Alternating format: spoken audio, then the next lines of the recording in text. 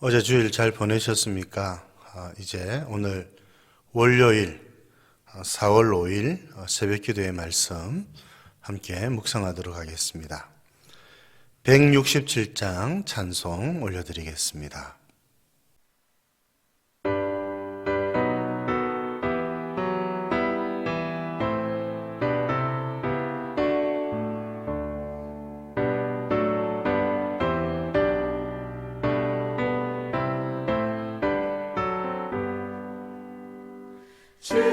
즐겁도다 이날 세세의 할말 사망 권세 깨고 하늘이 열려 죽은 자가 다시 살아나와서 생명의 주 예수 찬송하도다. 즐겁도다 이날 세세의 할말 사망 권세 깨고 승리하셨네. 부활하신 주님 나타나시니 천지 만물 모두 새 옷 입었네. 꽃은 만발하고 잎이 우거져 승리하신 주를 찬송하도다. 즐겁도다 이날 세세의 할말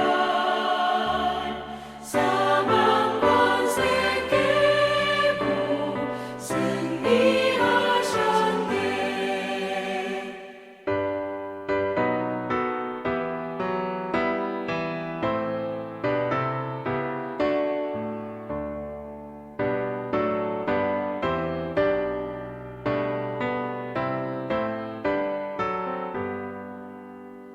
생명의 주 예수 죽음 이기고 무덤 문을 열고 살아나셨네. 주의 말씀대로 이루어져서 사흘 만에 다시 살아나셨네. 즐겁도다 이날 세세의 할말 사망 권세 깨고 승리하셨네. 아멘.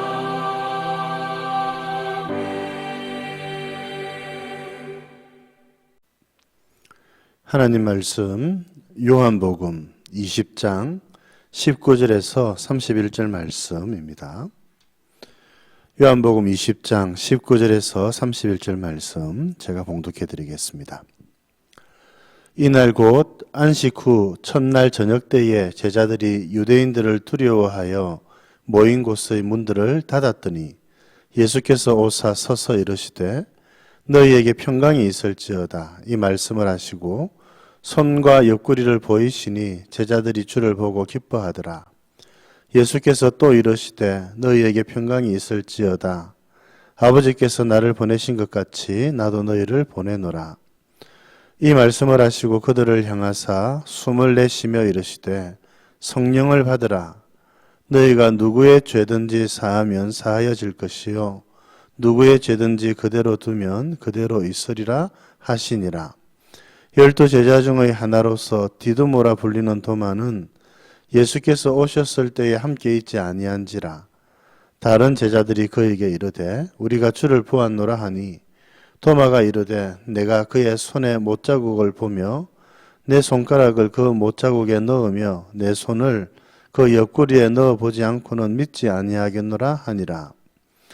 8해를 지나서 제자들이 다시 집 안에 있을 때에 토마도 함께 있고 문들이 닫혔는데 예수께서 오사 가운데 서서 이르시되 너희에게 평강이 있을지어다 하시고 도마에게 이르시되 내 손가락을 이리 내밀어 내 손을 보고 내 손을 내밀어 내 옆구리에 넣어보라. 그리하여 믿음 없는 자가 되지 말고 믿는 자가 되라. 도마가 대답하여 이르되 나의 주님이시요 나의 하나님이시니이다. 예수께서 이르시되 너는 나를 본고로 믿느냐? 보지 못하고 믿는 자들은 복되도다 하시니라. 예수께서 제자들 앞에서 이 책에 기록되지 아니한 다른 표적도 많이 행하셨으나 오직 이것을 기록함은 너희로 예수께서 하나님의 아들 그리스도이심을 믿게 하려 함이요 또 너희로 믿고 그 이름을 힘입어 생명을 얻게 하려 함이니라. 아멘. 오늘 본문의 말씀은 우리 예수님께서 부활하시고 난 다음에 제자들을 만나신 일을 소개를 하고 있고 또 마지막에는 요한복음, 크게는 성경이 기록된 목적이 무엇인지 우리들에게 가르쳐 주고 있습니다. 예수님의 무덤이 비어 있는 것을 그들이 알고 난 다음에도 예수님께서 다시 살아나셨다는 사실을 깨달지 못했지요. 그래서 제자들은 숨어 있었습니다. 당연히 자기가 따르던 지도자 예수님께서 처형을 당하셨으니까 이제 자기들도 잡히게 되는 것은 두말할 필요가 없지요. 그래서 두려워서 숨어 있었습니다. 그런데 거기에 우리 예수님께서 나타나신 것입니다. 우리 제자들이 너무나도 놀랐을 거예요. 이 예수님께서 이 제자들에게 나타나셔서 어떤 말씀을 주셨는가? 오늘 19절에서부터 23절까지 말씀에 나와 있지요. 여러분, 제자들은 이 예수님께서 하신 말씀을 단단히 들어야 했습니다. 먼저 우리 주님은 그들에게 평강을 주셨습니다. 평화를 주시기를 원하신다는 겁니다. 두려워서 숨어 지내는 삶이 아니라 하나님의 평화를 누리고 이 땅의 평화를 전하는 자들이 되기를 원하셨던 것이지요. 그리고 난 다음에 우리 주님이 주된 말씀은 22절에 성령을 받으라입니다. 이제 예수님께서 하늘로 올라가시고 난 다음에 제자들에게 성령이 임할 것입니다. 여러분이 성령님이 있어야 제자들은 평화를 누릴 수 있고 또 오늘 주님 말씀하시죠. 21절에 아버지께서 나를 보내신 것 같이 나도 너희를 보내노라. 예수님의 파송을 받아서 예수님께서 맡겨주신 일, 그 일을 감당하기 위해서도 성령님이 필요하다는 겁니다. 여러분, 오늘 성도의 삶에도 성령님이 필요하지요. 오늘날 교회가 감당해야 되는 일들을 감당할 수 있기 위해서 역시 성령님이 필요합니다. 우리 주님은 이 일을 잘 아시고 성령님을 보내어 주셨습니다. 교회에 성령님으로 충만할 때 교회는 평화로운 교회가 되고 하나님의 평강을 누리는 교회가 되지요.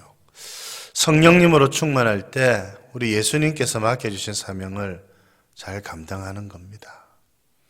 성령님의 은혜를 구하시고 성령님께서 우리들 가운데 충만하게 임하실 수 있도록 우리 제성동교회가 또 여러분들이 성령님으로 충만한 교회와 그런 성도, 가정 되실 수 있기를 바랍니다. 여러분, 성령님을 통해서 우리가 이 일들을 하는 것이지요. 그러면 성령님을 받아서 예수님의 파송을 받아 예수님의 사명을 감당하는 제자들, 교회를 세우고 교회가 또 그런 일을 해야 되겠지요. 이제 주된 일이 뭔가? 많이 있습니다만 오늘 23절에 주님 한 가지를 소개하십니다. 그것은 바로 용서의 복음입니다. 너희가 누구의 죄든지 사하면 사하여질 것이요 누구의 죄든지 그대로 두면 그대로 있으리라. 여러분, 이 사죄의 은총, 죄를 사하는 권세, 예수님의 십자가에, 여러분, 예수님의 십자가를 통해서 우리들에게 주어진 은혜가 바로 이 사죄의 은혜가 아닙니까? 예수님은 우리의 죄를 이제 용서하십니다. 참 감사한 일이지요. 그런데 이제 이 죄를 용서하는 우리 주님의 이 귀한 사명이 교회에 주어진 것입니다. 땅에서 매면 하늘에서도 매일 것이고 땅에서 풀면 하늘에서도 풀릴 것이다. 우리 주님이 그런 말씀을 하셨지요. 이 교회가 가지고 있는 하나님의 권세, 우리 예수님의 권세를 우리 주님께서 말씀하고 계셨던 것입니다. 여러분, 어떻게 사도들이 죄를 사하는 권세를 가질 수 있겠습니까? 당연히 아니지요. 그러나 예수님의 보내심을 받았기 때문에 예수님을 대신해서 이 권세를 사용할 수가 있는 것입니다. 이것은 한 사람 사도들에게 주는 것이 아니라 교회에 주시는 하나님의 권세이고 예수님의 권세인 것입니다. 참 놀랍지요. 참 감사하기도 한 것입니다. 이런 사명을 교회가 어떻게 함부로 사용할 수가 있겠습니까? 여러분, 교회는 권징이라고 하는 것을 통해서 이와 같은 이 권세를 사용을 해왔었지요. 성령님을 통해서 이 일들을 이루어가는 것입니다. 여러분, 그래서 교회는 너무나도 신령한 공동체이고 이 예수님의 사역과 권세가 있는 믿음의 공동체입니다. 참 신비롭기도 하고 감사하기도 하고 두렵기도 합니다. 성령님을 통하지 않고서는 이 사역을 감당할 수 없을 것입니다. 교회에 성령님께서 충만히 가하셔서 교회를 정결하게 하시고 여러분, 교회를 하나님의 영광이 가득한 곳으로 이끌어 가시는 이 성령님의 사역을 우리가 잘 도와드려야 되지 않겠습니까? 우리 예수님께서 맡겨주신 이 귀한 사명 잘 감당하는 저와 여러분, 우리 재성동 교회가 될 수 있기를 주님의 이름으로 축복드립니다. 이제 두 번째 우리가 살펴보게 될 것은 우리 도마입니다. 여러분, 도마. 예수님께서 나타나실 때에 도마는 무슨 영문인지 함께 하지 못했습니다. 제자들은 예수님을 보았다고 이구동성으로 이야기를 했습니다. 그런데 도마는 이 제자들, 동료들의 말을 믿지 못했습니다. 그런데 참 감사하게도 예수님은 도마가 있을 때에 다시 한 번 더 나타나 주셨습니다. 도마의 의심은 큰일이죠. 한 개인의 의심이 되는 것이 아니라 사도의 의심이 되는 겁니다.